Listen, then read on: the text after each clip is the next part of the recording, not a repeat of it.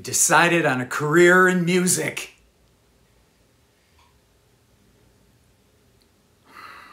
So you've chosen music as a career. That's cool. First off though, how are you going to support yourself in this crazy endeavor? You're a kid in your late teens or 20s. You got to think about how are you going to pay rent? How are you going to pay for your car? You need food. You need weed. You need booze. Booze, that's a big one. Will you A, get a day job? B, I heard there's great money in phone sales. C, no worries, I'll just live off my rich parents. Or D, mooch off your stripper girlfriend. Well, the answer is, of course, D, barnacle. Is it a real thing? It can be, but it's also a hypothetical thing. You see, we're in 2023 now, so all previous bets are off. What used to work in 1988 for me isn't really a viable option today. See, in 1988, I had a part-time job delivering finished pieces of art to and from this exclusive art gallery in Encino, California. And when my $500 Cheech and Chong delivery van blew up, I borrowed my drummer Joey's Ford Bronco until I had the epiphany of epiphanies. I realized all jobs are a gateway drug to rock death.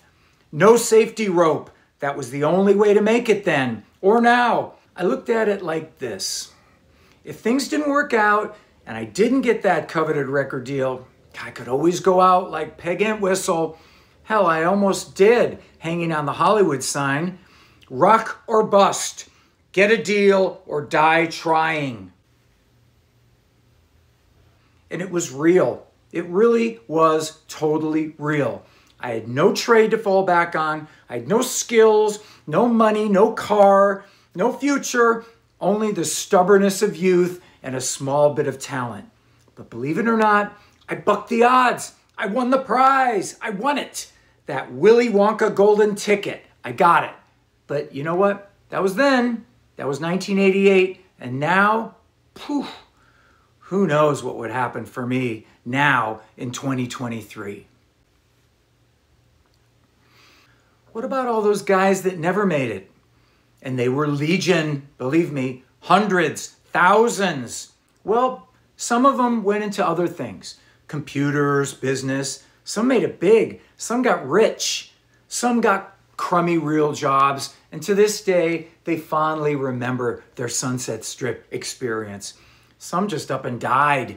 Died of drugs, died of drink, old age. And some, unbelievably, some are still out there, still trying to get a major label record deal in their 50s where no major label record deals exist anymore. They're still convinced that they're going to be the next big thing.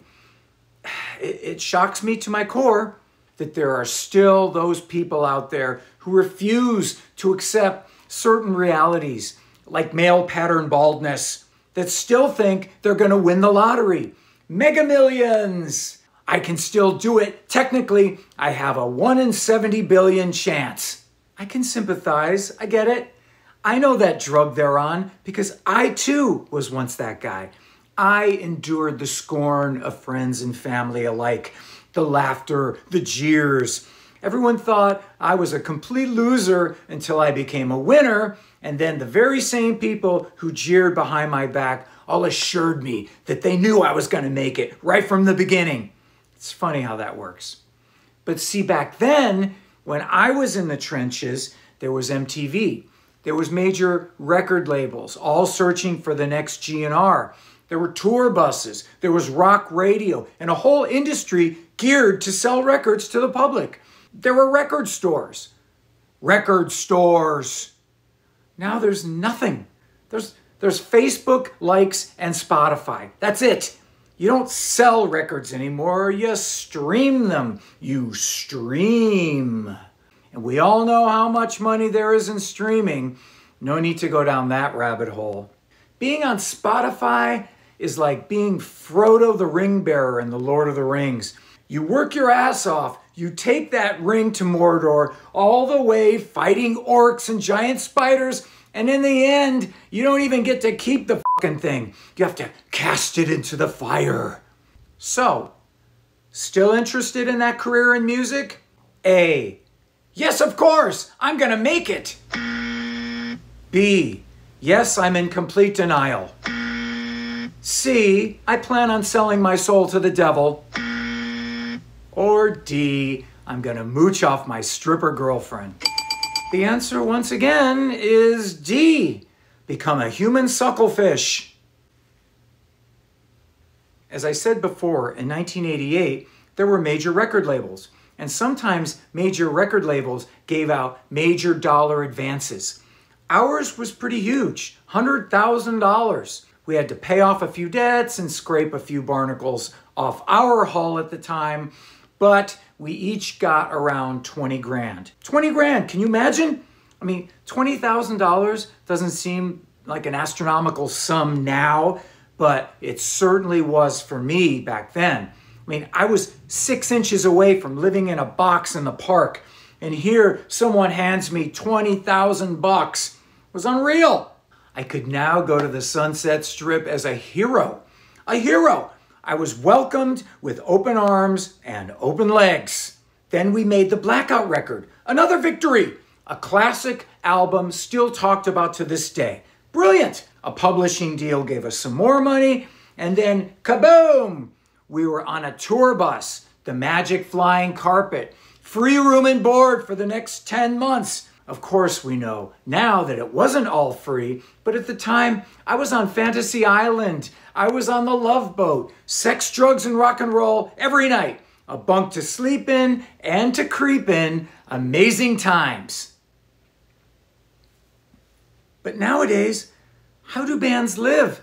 How can you survive on a shitty 360 deal that takes not only some of your publishing, not that that's worth anything, but also takes a big piece of the only thing that you can live on, your merch, t-shirt money. That's sacred, man. After the venue and the label take their cut, what's left? I remember a few years back reading an article in a local music paper about a band who'd done it the right way, old school way.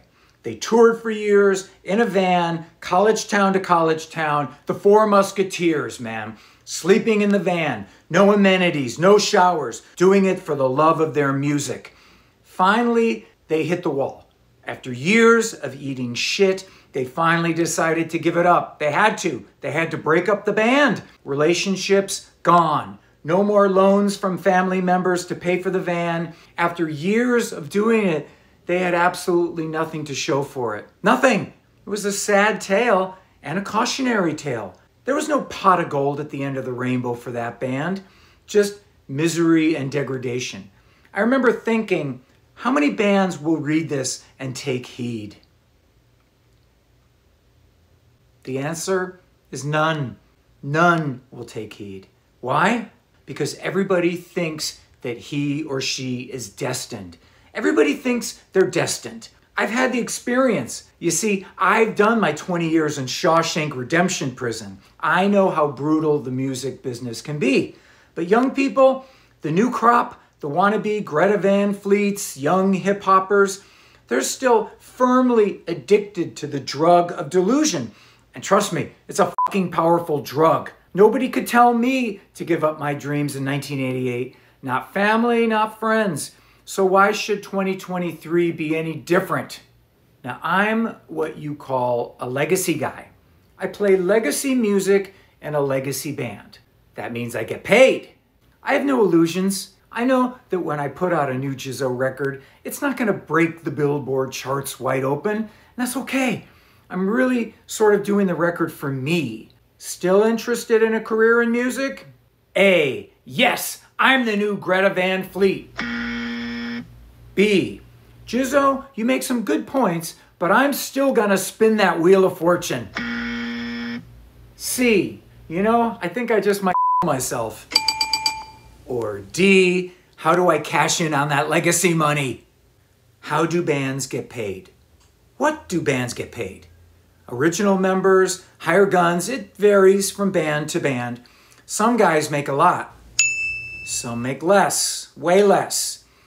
$50 a show, $100 a show, $200 a show, maybe $500 a show. It varies on what band you're in and how much that band charges for their fee. And now we come to the truth of it. How do musicians pay the rent? How can you live on $2,000 or $3,000 a year unless you're living in a youth hostel in Bangladesh? The truth is, usually it's the wife or the girlfriend behind the scenes, the poor struggling wife who's paying all those rocker bills. If you see some rocker dude taking a photo standing in front of his brand new SUV, chances are it's the wife who's paying for the car, not him, and the insurance and the gas. She's not hashtag living the dream. She's just working. And when you see those guys posting pictures on the stage they're playing on that night and calling it their office, it's not a fucking office. An office is where your wife works, paying that rent so you can pretend on Facebook. She doesn't get to share in your glory. She has to work a real job to support your phony Facebook rock star ass. So, that being said, let's give a shout out to the wives. They're the real heroes in this Greek tragedy. Music. Crazy music. Some are lucky, most aren't. People get into music for a lot of reasons, but it's the veterans who are the lucky ones. 30 plus years on, it's the veterans who count their blessings each day and realize how lucky they are. While all those young bands are beating their heads against the wall and can't figure out why they're not the next big thing, it's the veterans who quietly go about their business and truly get to enjoy music for its own sake. Good wife, good life, rent paid, food in the fridge. Music can be fun, not the constant grind of young bands and their 360 horror deals based on likes, broken promises, broken bass strings, broken dreams, as you tick, tick, tick away your precious 20s and slowly approach that freakish number 30. 30, that's the demarcation point. That's when it's time to shit or get off the pot. Trust me, I've been there. Cheery, huh? Well, that's what you watch for. You don't tune in to Jizzo to hear lies. You tune into Jizzo to hear truth. And the truth shall set you free, brother. Anyway, that's what they say. So it's your old pal Jizzo, rockin' and rollin'. We'll see you next time.